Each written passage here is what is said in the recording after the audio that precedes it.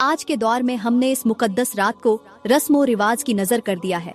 इस बाबरकत रात को हम आतिशबाजी में जाया कर रहे हैं, लेकिन हमें पता नहीं कि ये रात इबादत की रात है, ये रात झुकने की रात है, ये मुबारक रात अल्लाह के हुजूर रोने की रात है। मेरे नबी ने फरमाया, ये वो रात है जिसमें अल्लाह ताला आसमान ए दुनिया पर नुज़ुल फरमाता है और पुकारता है कोई मगफिरत मांगने वाला कि मैं उसे माफ कर दूं, है कोई रोजी तलब करने वाला कि मैं उसे रिज़्क़ अता कर दूं, है कोई मुसीबत में गिरफ्तार कि मैं उसे निजात दे दूं। और ये सदा पूरी रात लगती रहती है। सोचो, अगर दुनिया का कोई बादशाह अपने दरवाजे खोलकर ऐलान कर दे कि जो मांगना है मांग लो, तुम्हें फौरन दिया जाएगा, तो लोग रातों को जाग जाग कर, कतारों में लगकर, सिफारिशें ढूंढ ढूंढ कर अपना हिस्सा लेने पहुंच जाएंगे। लेकिन अफसोस, आसमानों का बादशाह, पूरी कायनात का मालिक खुद हमें बुला रहा है, मगर हम बेखबर सो रहे हैं। ये शब ए बरात की रात है, वो मुबारक रात जब जमीन पर अल्लाह की रहमतों की बारिश होती है और हम गफलत की चादर ओढ़कर इस मौके को गंवा देते हैं। क्या हम इस रात जागकर अपने गुनाहों की माफी नहीं मांग सकते?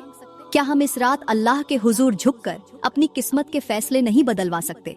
ये वो रात है जिसे संवारने वाले कामयाब होते हैं और जाया करने वाले नाकाम होते हैं और बहुत बड़ा नुकसान उठाते हैं। हर साल इस रात में आइंदा साल के फैसले लिखे जाते हैं, रिज़्क़ का तकसीम होता है, मौत और जिंदगी के फैसले किए जाते हैं, अल्लाह की रहमतें जमीन पर उतरती हैं और इसी बाबरकत रात को अल्लाह की अदालत लगती है, जहां हर बंदे का नसीब लिखा जाता है। सोचो, ये रात कितनी अजीम है और हम कितनी बेखबरी में इसे गुजार देते हैं। बड़े अफसोस के साथ कहना पड़ रहा है कि हमने शब-ए बारात जैसी अजीम रात को खेल तमाशे में बदल दिया है। हालांकि ये वो रात है जिसमें अल्लाह की रहमतें बरसती हैं, मगफिरत के दरवाजे खुलते हैं, फैसले लिखे जाते हैं, लेकिन हम इसे ईद की रात समझकर अय्याशियों में लगा देते हैं। क्या हम ये भूल गए कि हमारे नबी ने तो हमेशा सादगी, इबादत और इस्तगफार की तलकीन की? लेकिन बड़े ही अरमान से कहना पड़ रहा है कि जब वो करीम आका हमें इस हाल में देखते होंगे कि हम इस मुकद्दस रात को जाया कर रहे हैं, जब वो अपनी उम्मत को दुनिया के पीछे भागते हुए नाफरमानियों में गुम होता देखते होंगे, तो उनका दिल कितना दुखी होता होगा। क्या हमने कभी तसव्वुर किया कि हमारे नबी मदीने में बैठे हमें देख रहे होंगे, आंखों में आंसू होंगे और बेकरार होकर कह रहे होंगे, हाय मेरी उम्मत, मैंने तो तुम्हें नमाज, इस्तगफार, दरूद, तौबा और अल्लाह से लौ लगाने का सबक दिया था और तुम खेलकूद, आतिशबाजी, बाजारों की रौनकों और फजूलियात में लग चुके हो। तुम्हें अल्लाह को मनाना था, मगर तुम दुनिया को राजी कर रहे हो। कभी कब्रिस्तान जाकर देखो, कैसी खामोशी है, कैसा अंधेरा है।